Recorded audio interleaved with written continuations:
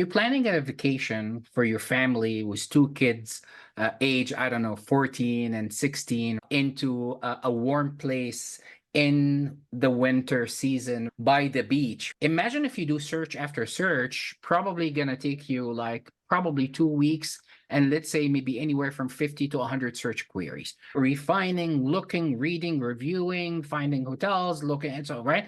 So imagine 100 searches over 2 weeks and how many display ads you're going to come across. Now, imagine you go to Google and say, SGE, what are, or Bard or Gemini now?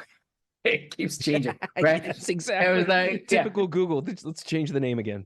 and I was like, hey, recommend a vacation for me and my family, age da da da da, next month in a warm place. And you put all of this, and Google is like, oh, here are the best places. Okay, for this place, can you give me the best hotels? Here are the best hotels. So you can finish this journey that takes 2 weeks, 100 searches, and maybe one setting with minimal ads displayed. So you lost all this ad revenue. Sometimes you have to lose to gain, but that's a big thing. The loss of display revenue from these kind of journeys.